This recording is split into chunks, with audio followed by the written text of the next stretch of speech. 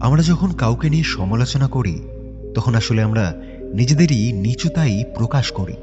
অন্যদের জীবনের ভুলগুলো নিয়ে বিচার করার জন্য আমরা বড় বড় আদালত বসাই, কিন্তু নিজেদের বেলায় আমরা অন্ধ হয়ে যাই। অন্ধ।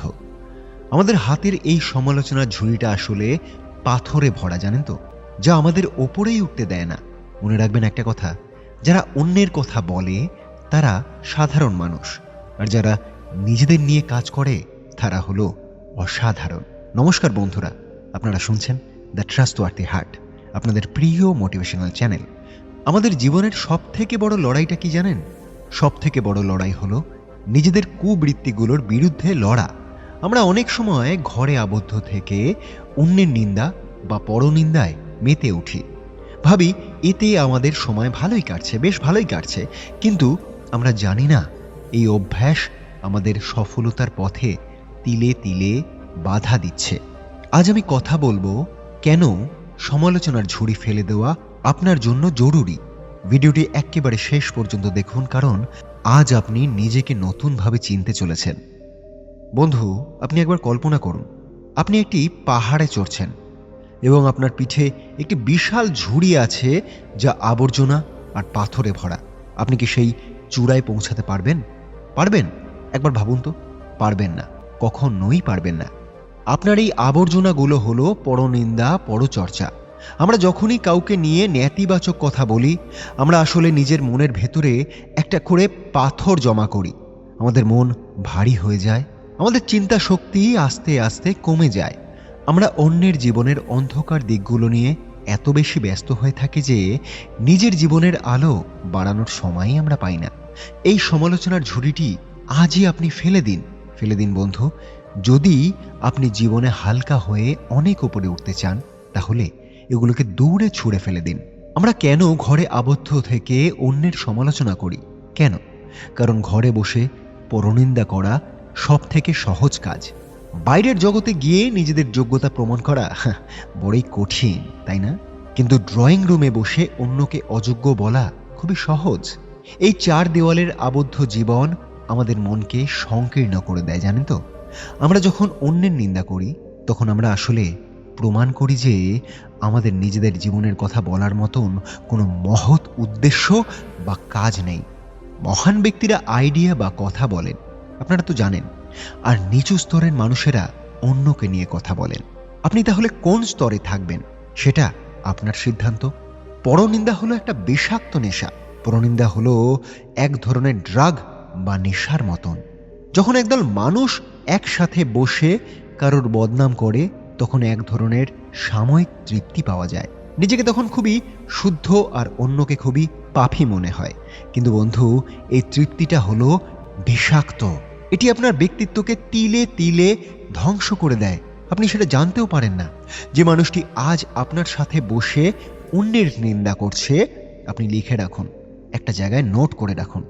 সে কাল অন্যের কাছে গিয়েও আপনার নামে নিন্দা করবে। এই বিষাক্ত সার্কেল থেকে আপনি বেরিয়ে আসুন। পরনিন্দা আপনার বিশ্বাসের ভিত বা ট্রাস্টওয়ার্থি হার্টকে ভেঙে চুরমার করে দেয় বন্ধু। আপনারা বেরিয়ে আসুন, বিচারকের আসন ত্যাগ করুন। আমরা অন্যের জীবনের প্রত্যেকটা সিদ্ধান্ত এমনভাবে বিচার করি যেন আমরাই পৃথিবীর সব থেকে জ্ঞানী। সে কেন এই পোশাক পরল? সে কেন ওই চাকরিটা ছেড়ে দিল? তার চরিত্র কেন এমন? বন্ধু, কারোর জীবনের একটা পাতা পড়ে আপনি পুরো বইটাকে বিচার করতে পারেন না। আপনি কিন্তু জানেন না সেই মানুষটি কোন পরিস্থিতির মধ্যে দিয়ে যাচ্ছে। অন্যের বিচার করা বন্ধ করে নিজের বিচারক হন। রাতে ঘুমানোর আগে আপনি আয়নার সামনে দাঁড়িয়ে নিজেকে প্রশ্ন করুন, আজ আমি নিজেকে কতটা উন্নত করেছি? কতটা? অন্যের ভুলগুলো না খুঁজে নিজের ভুলগুলো সংশোধন করুন। আপনি জগৎ আপনাকে বদলাতে হবে না, আপনাকে কেউ বলেনি। শুধু নিজেকে আপনি বদলে দেখুন একবার। এর মধ্যে যে কত তৃপ্তি, আপনি সেটা এখনও জানেন না। ঘরে আবদ্ধ থেকে সমালোচনা করা মানে হলো জীবনের গতিটা থামিয়ে দেওয়া।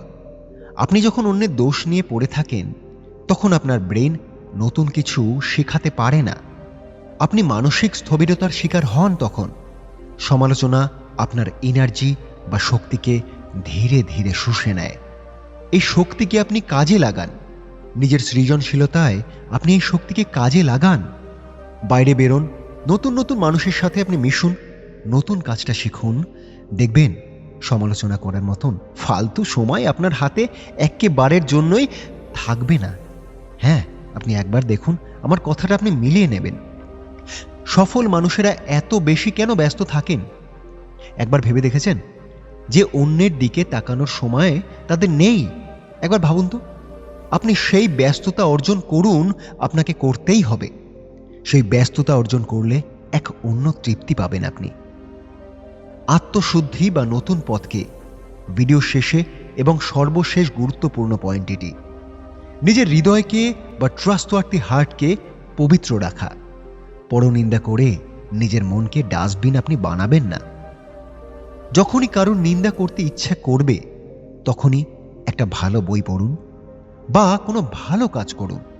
নিজের ঘরের জানলাগুলো আপনি একে একে খুলে দিন, বাইরের আলো আর বাতাস আসতে দিন। অন্যের খুশিতে হাসতে শিখুন, আপনি অন্যের সাফল্যের তালি বাজাতে শিখুন। যেদিন আপনি পরনিন্দার ঝুড়িটা ফেলে দেবেন সেদিন আপনি অনুভব করবেন এক অদ্ভুত মানসিক শান্তি। আর সেই দিন থেকেই আপনার প্রকৃত উন্নতির পথটা ধীরে ধীরে খুলে যাবে। সেদিনই শুরু হবে আপনার উন্নতির পথ। বন্ধু, পরিশেষে একটা কথাই আমি বলবো, জীবনটা খুবই ছোট, খুবই ছোট। একে অন্যের দোষ খুঁজে নষ্ট আপনি করবেন না। সমালোচনা ঝুড়ি ফেলে দিয়ে নিজের স্বপ্নের ঝুড়িটা আপনি সাজান। দেখবেন একটা ফুলের বাগানের মতন মনে হচ্ছে।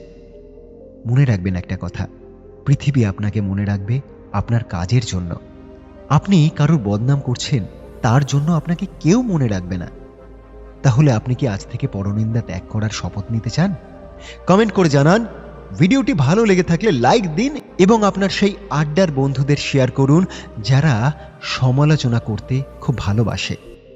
আর আমাদের এই বিশ্বাসের পরিবারের সদস্য হতে সাবস্ক্রাইব করুন দ্য ট্রাস্টওয়ার্থি হার্টে।